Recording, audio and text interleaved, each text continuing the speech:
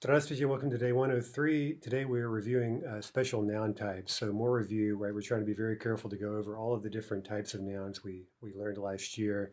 And we're trying to pay attention to all of the particularities of the endings they're taking, right? So yesterday we reviewed the major types, right? The just basic hard and soft nouns. And today we're looking at some special noun types that are kind of peculiar in one way or another.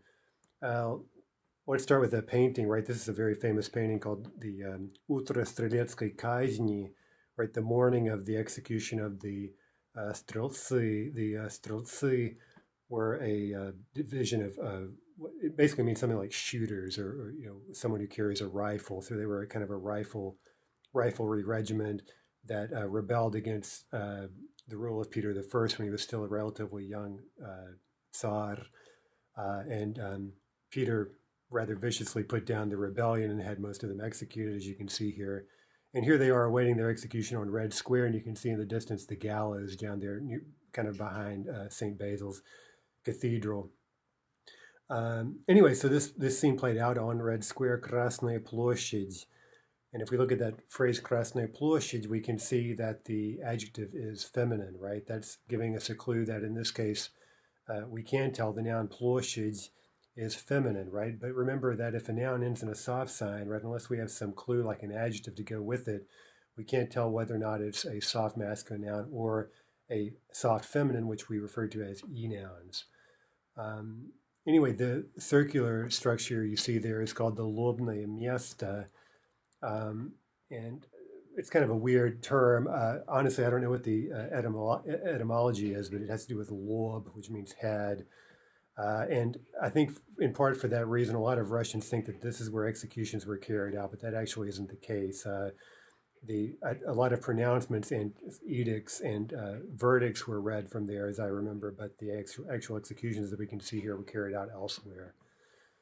And we see, of course, the Собор Василия Блаженного, that's St. Basil's Cathedral, as we call it in English, or literally the Cathedral of St. Basil the Blessed, who was a holy fool, and we'll have to talk about what a holy fool is later if you don't know what that is. Okay, anyway, let's look over a few nouns that, a few nouns related to the vocab, to the painting, and let's see if we see any peculiar ones. Восстание is a revolt. Okay, we'd call that a special soft neuter. We've just reviewed that, right? Special soft neuter, we can tell that just by looking at it. We see that yeah ending.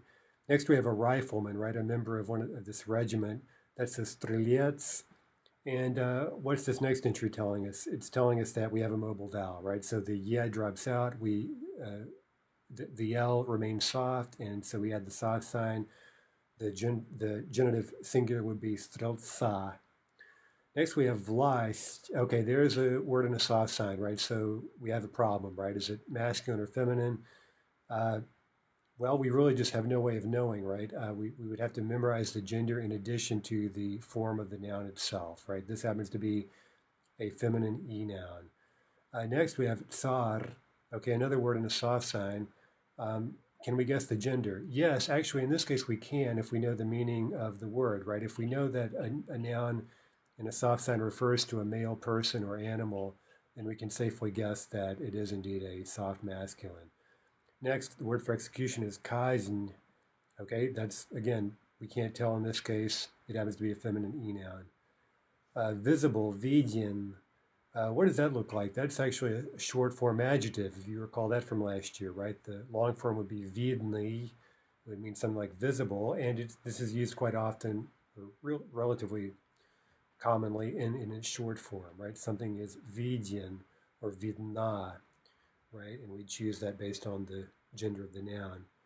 Sprava, sleva, to the right, to the left. Okay, what about coin? Well, we see that means a steed, right? A horse, in this case, a male horse. So we can guess that that's, possibly, we can guess that that's a soft masculine. Coin, kanya, that form is showing us that that is an in-stress masculine noun. Okay, zloy, zloist. Okay, there's an e-noun. Can we tell that that's an e-noun just by looking, right, that it's a feminine e-noun? Yes, actually, we can. You may remember from last year that there's a fairly large group of nouns that end in oist, And most of those are nouns formed from adjectives. So we'll talk about this again in more detail down the road. But you see that zloist, right, is a quality of a feeling, hatred, that in Russian is a noun derived from zloy, right? So if you are zloy, then you have zloist, you have enmity or hatred. Okay, next comes plощадь. As we know, that's a feminine noun. What about Kreml? We saw that the other day. That's a masculine noun, right? Again, we have no real way of knowing that just by looking at the form. Несчастный means unhappy, unfortunate. And finally, смерть means death, and жизнь means life. Those are both, again, feminine nouns.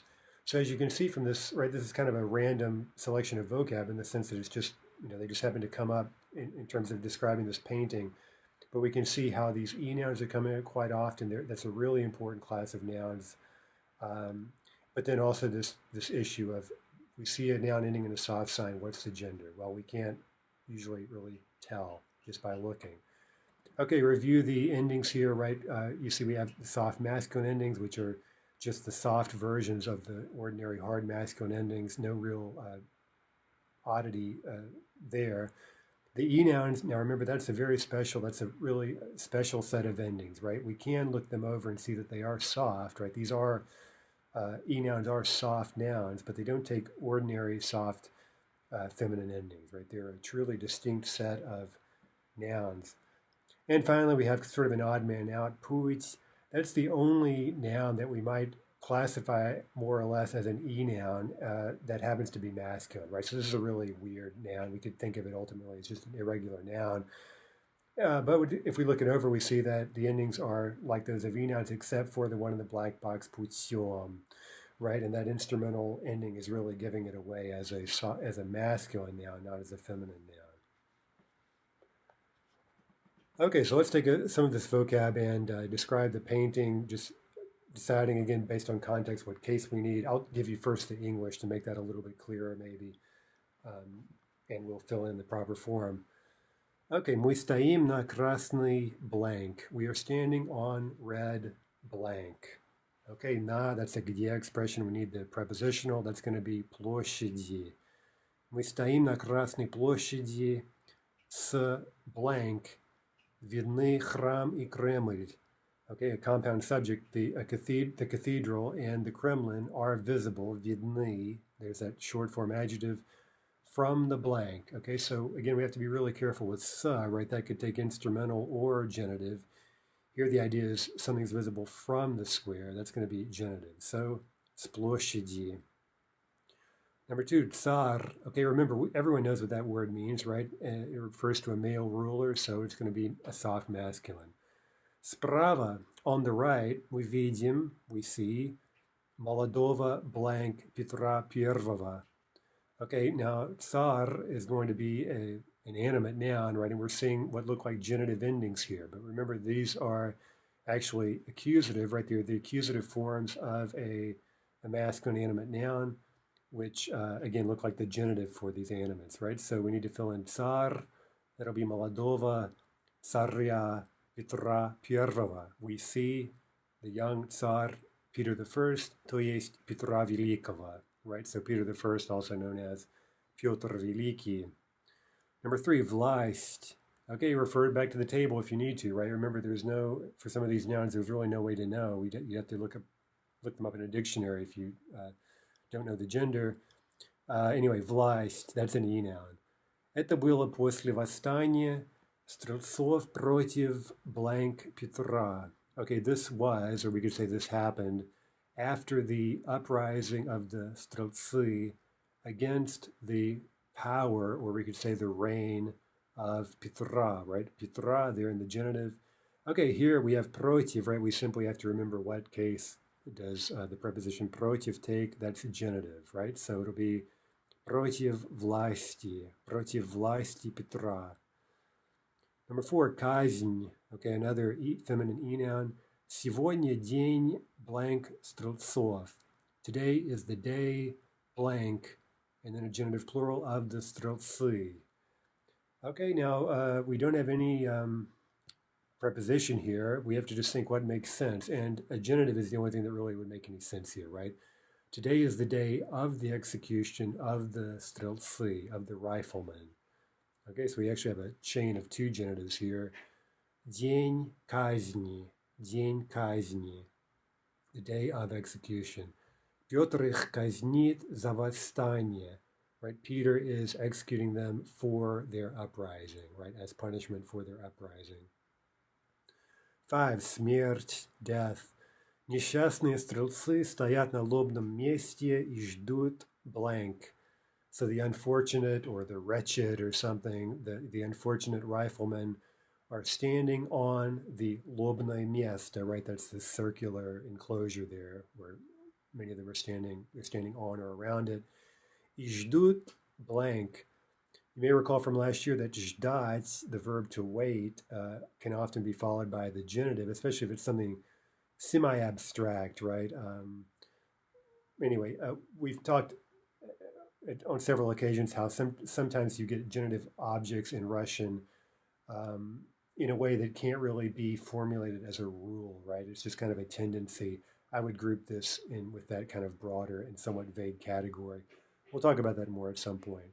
Anyway, ждут смерти, right? They're awaiting death, right? So you see here how this is kind of abstract or kind of high style. It's not like they're waiting for a cheeseburger, they're waiting for death, right? So in those cases, we tend to get genitive objects.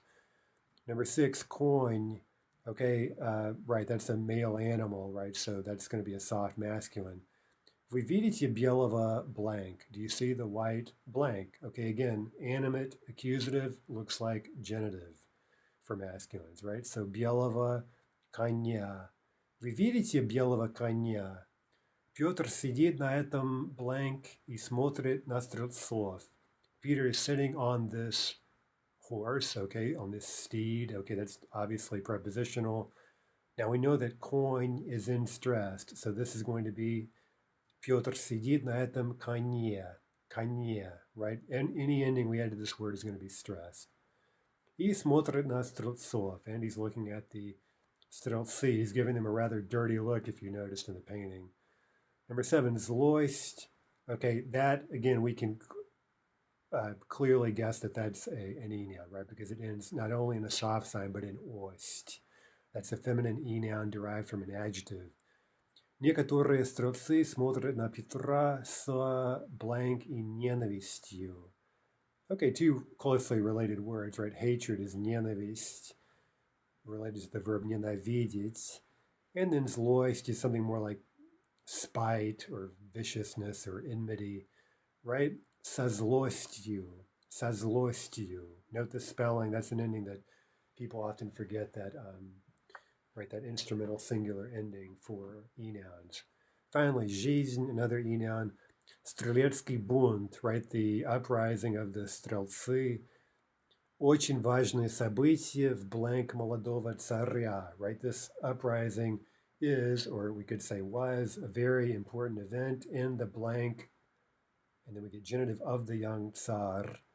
Okay, в жизни, right? Clearly prepositional. В жизни молодого царя.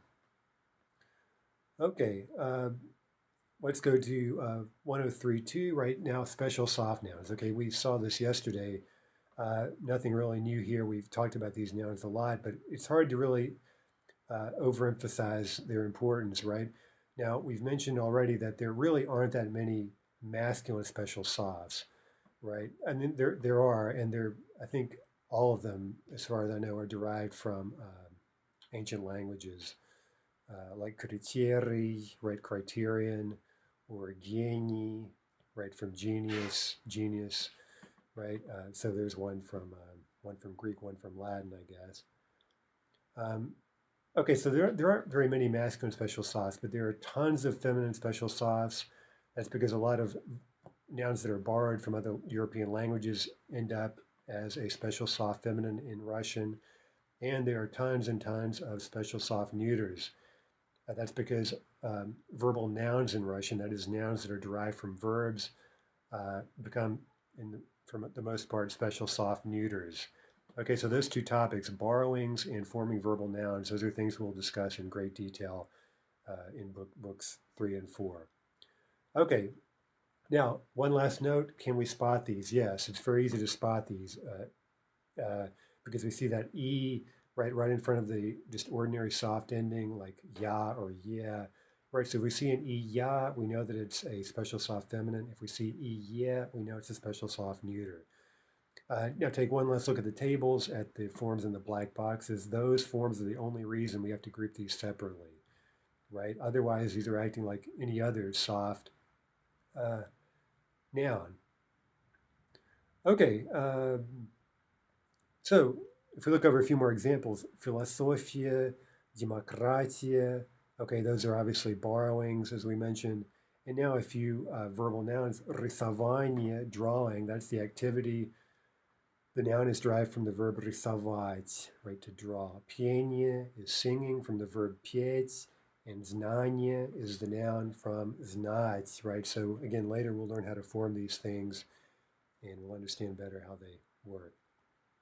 Okay, let's fill in a few special soft nouns.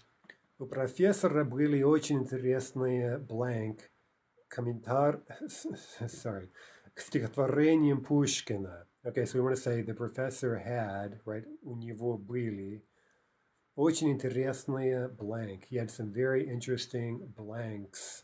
Okay, now how do I know it's plural? Because интересные, right, the adjective there is giving us a clue. Right, if you're stumped on a test or something, don't forget to look for clues, right? Do you have a verb? Do you have an adjective that might, right, whose ending might tell you what the gender or what case you need for a noun? Okay, so the plural of комментарий is going to be комментарии, right? If we say it really slowly, интересные комментарии к стихотворениям Пушкина. Now note the spelling difference there, right? The singular ending e, that's one syllable, but the plural is ee, right? So if we say it very clearly, we get two distinct syllables. Okay, number 2, гений, right? A genius, excuse me. I'm dreaming of genie, I guess. Гений, okay, a genius. Вы что-нибудь знаете о биографии этого литературного blank? Okay, we're talking about Pushkin here, I guess, still. Right, do you know anything about the biography of this literary blank? Okay, we need a genitive that's going to be гения, гения, right, just a soft masculine ending. Скоро узнаете, right, you'll soon find out something about his biography. We're going to read a lot of Pushkin this year, finally. 3, ситуация. Okay, obviously a borrowing. We can guess the meaning of most of these borrowings very easily. That's situation. More on that later. Я не знаю, что делать в такой blank. I don't know what to do in such a ситуация. Okay, that's clearly prepositional. В такой ситуации, right? Ситуации. Okay, again, that's one of those unexpected forms, that, right, the prepositional form that is helping explain why we group these special soft nouns separately. Ты понимаешь эту blank? Do you understand this situation? Okay, that's accusative. А to у, я to you for feminine singulars. Ты понимаешь эту ситуацию? Okay, number 4, химия, chemistry. Мы изучаем органическую blank. Okay, we're studying organic chemistry. By the way, organiический is a borrowed adjective, and for a lot of those as well, you can usually guess the meaning, right? Especially if you ignore the Russian adjectival suffix like ski or whatever it might be, right? Usually they add something onto it to make it a real Russian adjective. But you can look at the word органический and I think guess that that's organic, right? Мы изучаем органическую химию, right? Accusative, we're studying it. Вот наш учебник по органической blank. Okay, this is our textbook in organic chemistry. You remember what case по takes? Dative, right? So по органической химии. Okay, and that dative is another one of those unexpected forms, right? We get EE. Number 5, упражнение, an exercise. Я так ненавижу эти грамматические blank. I so hate these grammar exercises. Okay, now look at the clues. Эти, грамматические, it's obviously plural, right? We have a plural accusative. Now, watch out, neuter plurals, right, are going to end in a or ya, right? So we get упражнения, or with reduction, упражнения, упражнения. Какие они скучные, просто ужас, right? They're so boring, it's simply a horror, right? It's just a nightmare, right? These stupid exercises. Ужас.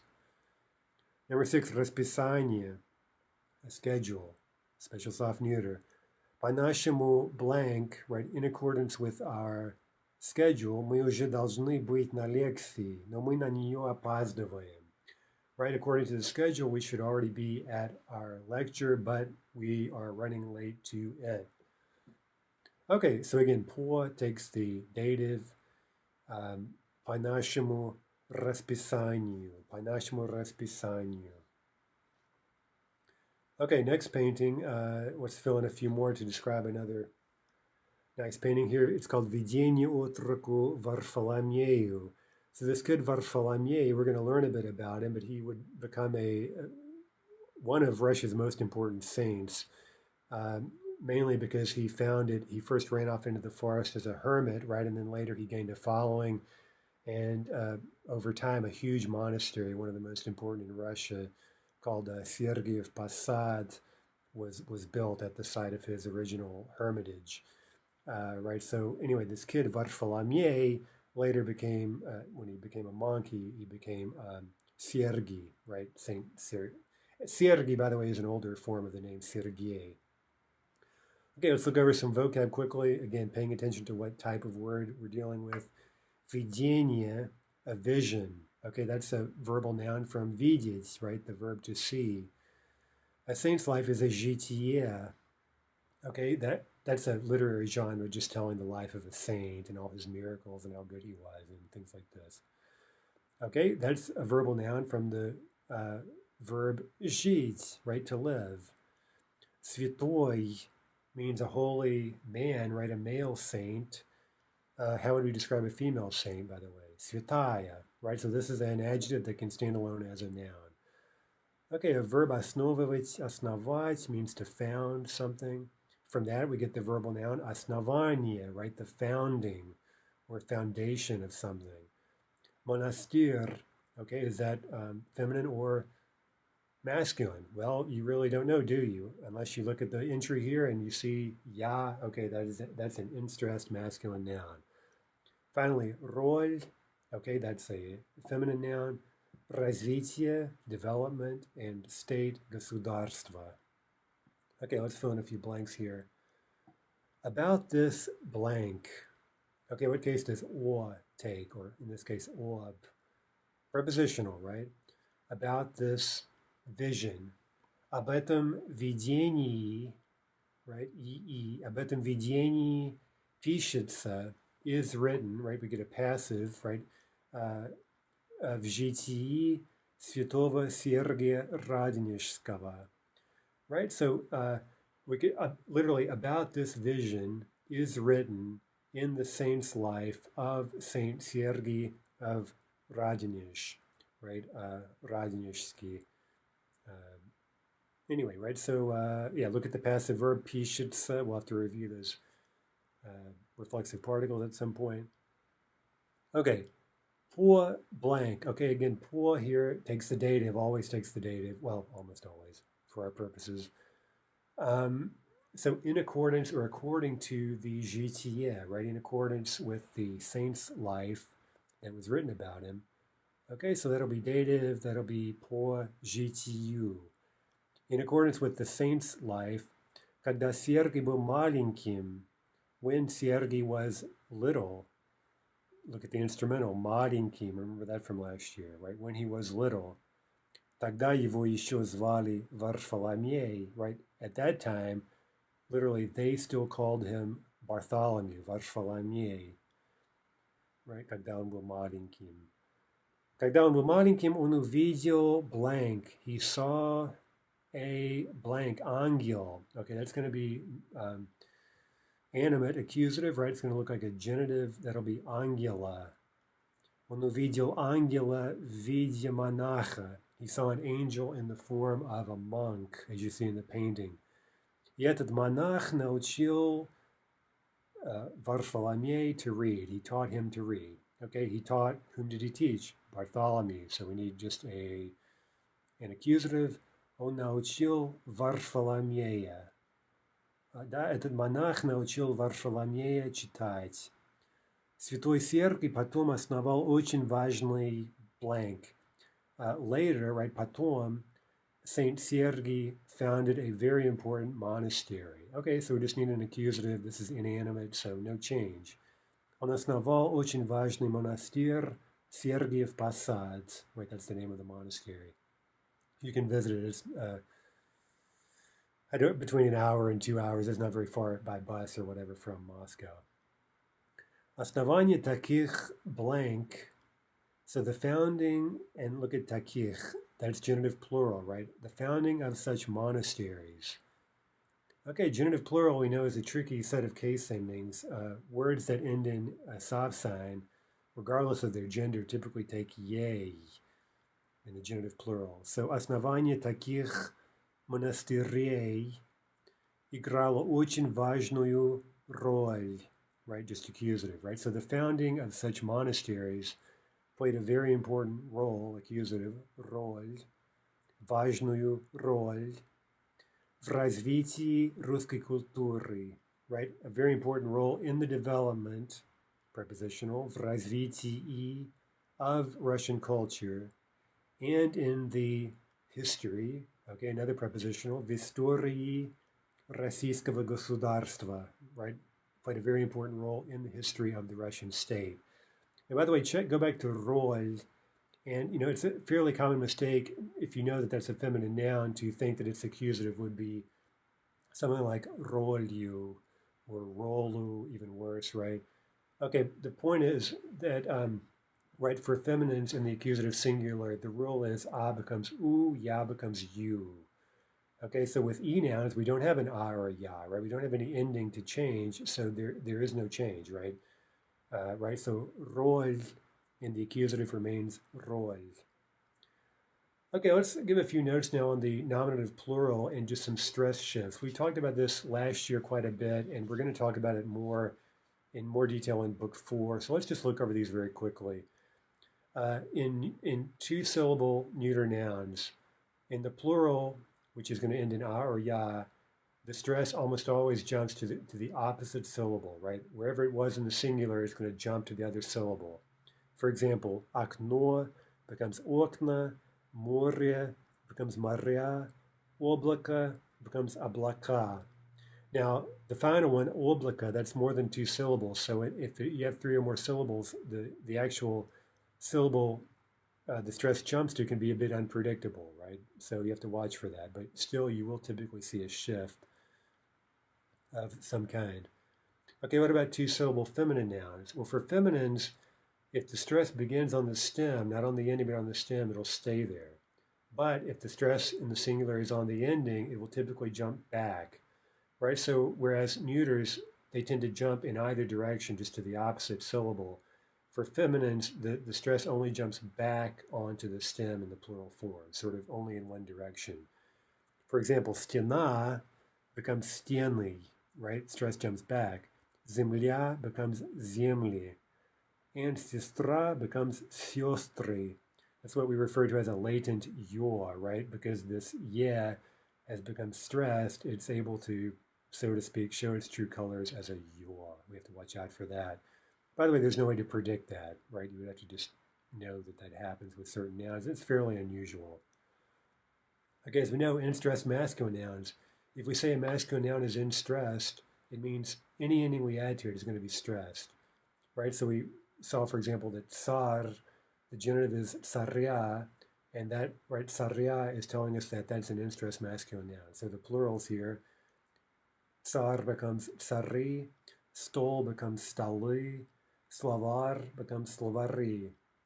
Okay, can we know that a noun is in stress simply by looking? No, actually not, right? But if a masculine noun is only one syllable, there's a reasonable chance it's going to show in stress. If it's more than one syllable, then the noun needs to be stressed on the final syllable in the nominative, right? If that's the case, then there's a reasonable chance again that it will go ahead and jump to any ending we add to it. If that's the case with slavar.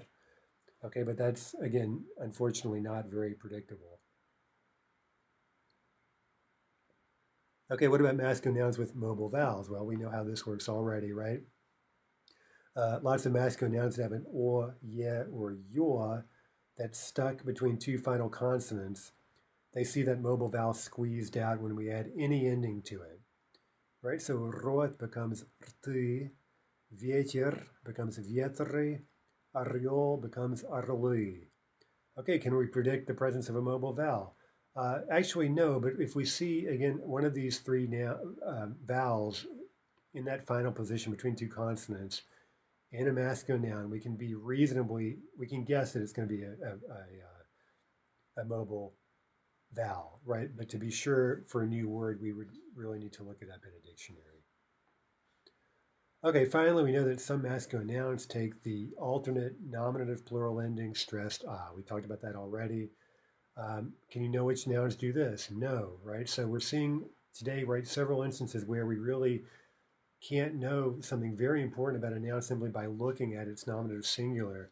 And so again, all those things that we would need to really pay attention to in the vocab and learn them in addition to the form of the noun itself. Here are a few examples. Birig gives biriga, kolokol, kolokala, учитель, учителя, right? These are all in-stressed ah nouns. Okay, so for all these little stress rules we've just looked over, there's a pretty important point to make. Anything, and more generally, not only with stress, but spelling and just irregularities of all kinds. Generally, what we see in the nominative plural will carry over throughout all the remaining plural forms. We talked about that quite a bit last year, right? So take a moment and review that. It's an extremely useful rule, right? So for example, if we take an in-stressed noun in a, like birig, biriga, biriga, okay, that's one of these nominative plurals in stressed ah. Well, that stress on the ending is going to carry over throughout the plural. So birigov, now birigach, birigami, birigam, right? All across the plural, we're seeing that kind of unpredictable and somewhat odd shift to the end stress pattern, right? So things like that, we'll see more examples later. It's a really useful thing to keep in mind. Okay, let's look at a few nouns. All of these are affected by the issues we just discussed. I've starred the nouns that are going to take stressed ah, right, in the nominative plural, right? So let's just give the nominative plural for these words and watch out for stress, mobile vowels, and stuff like that. Volna, okay, two-syllable feminine. We can predict the stress is going to jump back, and we get volny, right? Waves are volny. Dvarets, okay, mobile vowel. Plural is going to be dvartsy, right? The yeah drops out. Number 3, krest. Okay, that's a monosyllabic masculine, so we can't know for sure, but it's quite likely that this will show in stress. Okay, and it does, actually. So it's going to be kresti, crosses. Number 4, garra. Okay, there's the feminine pattern. Stress jumps back, we get gori. Number 5, birig. That's the stressed ah masculine. Plural is going to be biriga, biriga. Cholm. Okay, again, one syllable masculine. We can at least guess that it's going to have in-stressed, and the plural is going to be cholmi. To be sure, we should look it up in a dictionary. Rika, the feminine pattern. It's going to jump back, and we get the plural rieki. Number 8, kupol, right? A dome on a bell tower or something. Plural, kupala. Number 9, tsar. Okay, we know that's an in-stressed masculine, so the plural is going to be tsari, tsari, right? Soft, of course. Number 10, gorod, plural, grada, grada. Polya. Okay, there's a two-syllable neuter. Stress is going to jump to the opposite syllable, and we get the plural palya, palya. Number 12, tsierkaj. Okay, mobile vowel, the plural This is an E noun. We get церкви, церкви. 13, корабль. Okay, that's okay, two-syllable masculine. The stress is on the final syllable. It's at least possible that this is going to be in-stressed. And it is, right? So the plural is going to be корабли, корабли. So again, we could take a kind of an educated guess on that, but we would have to look it up to be sure. Okay, поезд, train. The plural is поезда, поезда. Number 15, стрелец. Mobile vowel, we get стрельцы. And we are careful to keep the L soft, right, by writing a soft sign, стрельцы. 16, день. Okay, also a mobile vowel, soft. Plural is going to be дни, дни. 17, городок, a little town, a little city. Mobile vowel, we get городки, городки. By the way, that diminutive ending ok, whenever we see that ending used as a diminutive, right, then we can be sure that that's going to be a mobile vowel, right? So we'll learn more about that topic later in book 4, I believe. Anyway, in time, you'll get better at predicting which, when something that looks like a mobile vowel really actually is a mobile vowel. Okay, number 18, стена. Okay, there's the feminine pattern. It's going to jump back in the plural, probably. We get the plural стены, meaning walls. Okay, let's quickly review the genitive plural. Remember, that's a very tricky case. Right, nominative plural is tricky. We've just seen why. Genitive plural is also fairly tricky. So let's review the basics of the genitive plural. Okay, for masculines, we get typically ov, right, or yev. Think of that as the default ending for masculines, right, hard and soft. And then feminines and neuters, if you remember, take a zero ending. They actually lose the ending they had in the nominative singular, right, the a or the wa or whatever. All right, so that's a fairly tricky topic. We covered it in detail last year. Let's just look at some examples, right? Okay, so the zero ending, right, when we lop off the ending of a feminine or neuter noun and we're left with a cluster, then again, we get the mobile vowel coming back in to break up the cluster. Right, so earlier we saw how it can disappear when we add an ending to a masculine noun. Now we see how a mobile vowel can appear to break up a cluster for feminines and neuters in the genitive plural. Okay, so окно gives the genitive plural окон, башня gives the genitive plural башен, сестра, here we get a somewhat peculiar, right, mobile vowel, somewhat unpredictable, somewhat unusual, your, sister, sister. And by the way, we can think of sestra as a fairly irregular noun. It has certain things that are unpredictable about it.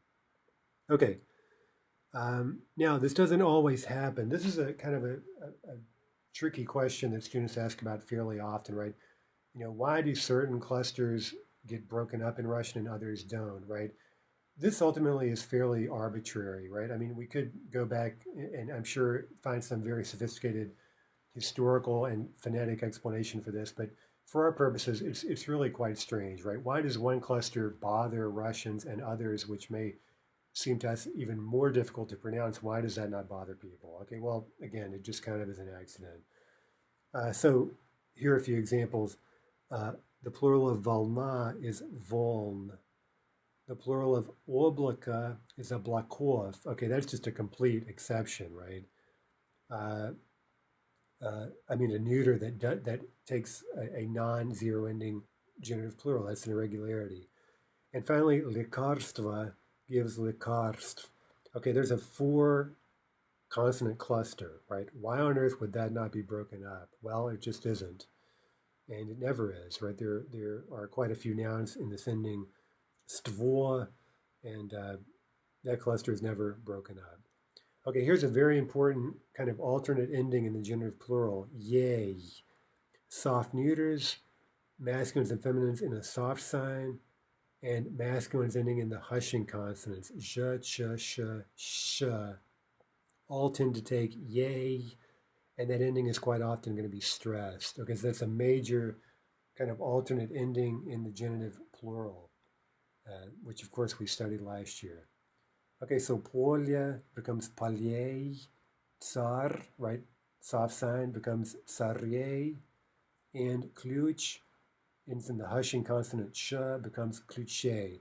Okay, so those three examples show you the three major groups of nouns that are taking this yay ending.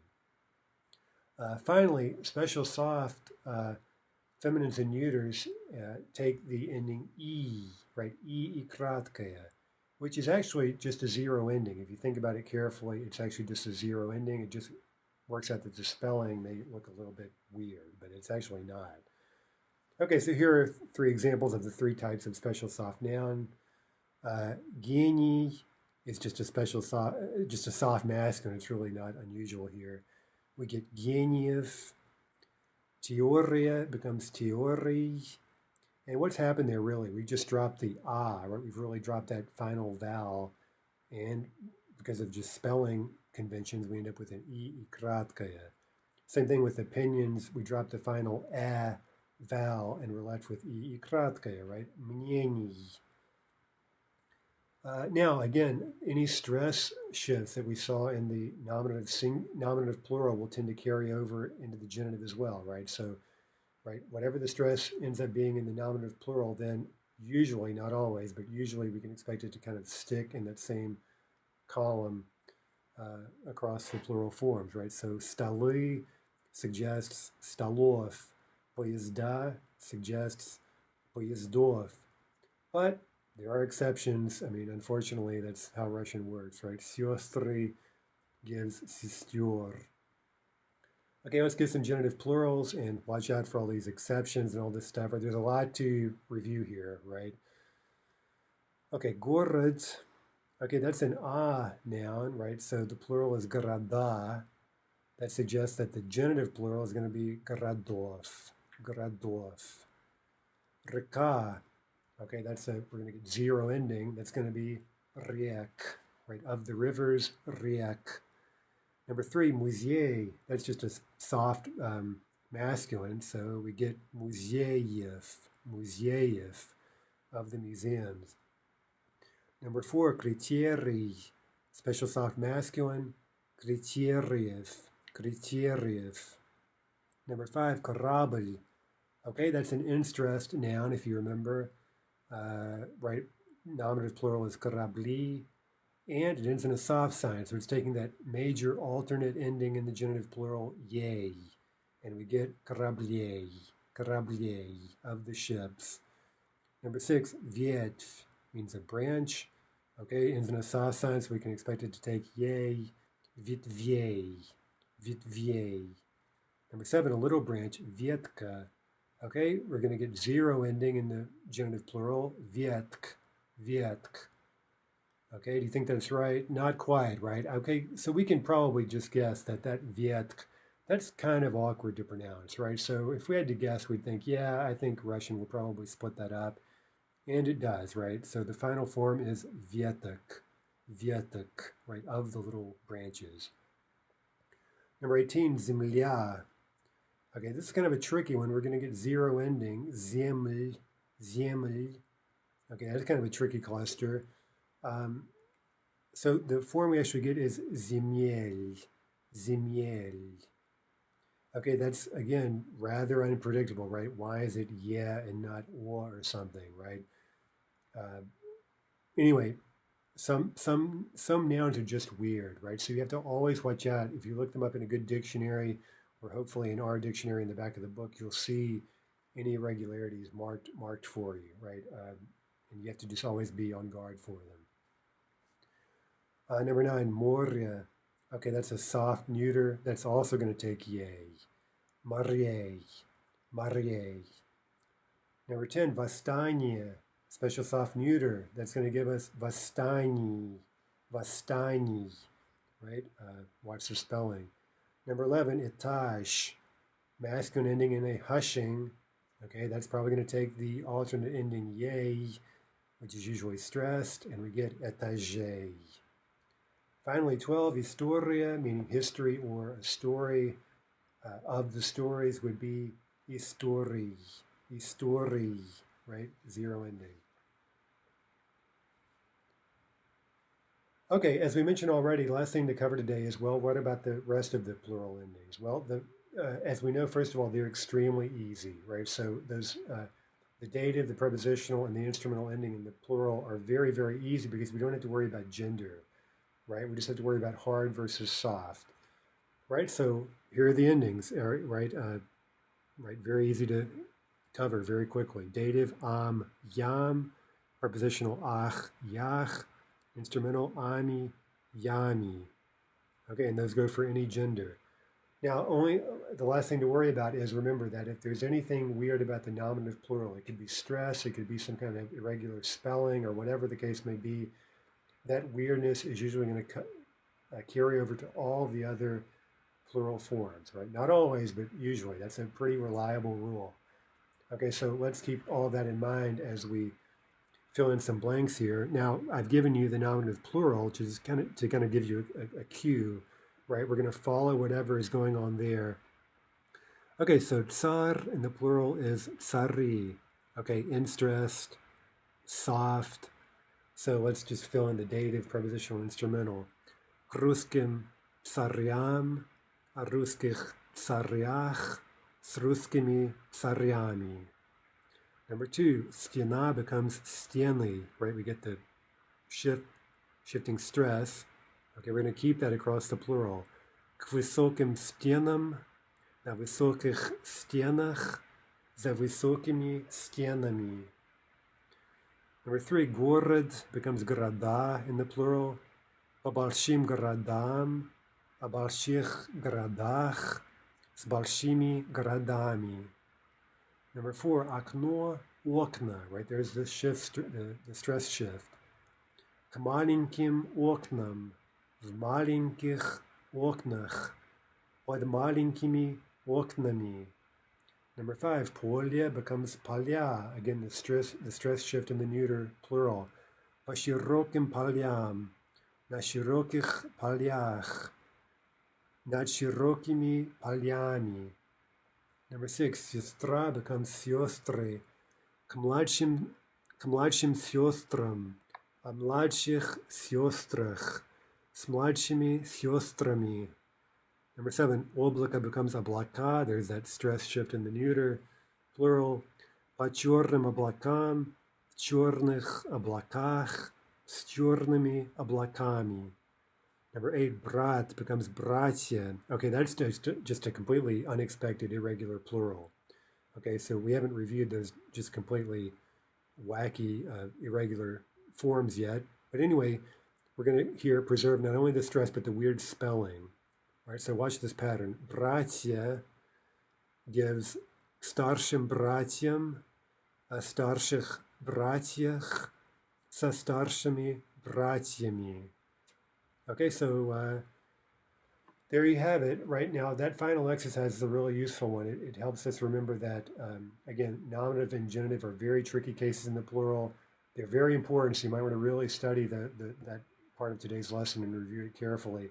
But keep in mind that the other plural endings are really easy, and this exercise, I think, shows you how easy they are to produce.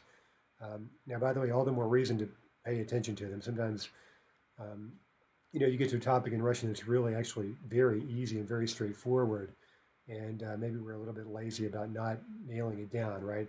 But I think, in some ways it's the easy ones, the things that you really want to get under your belt because they really should pose no challenge.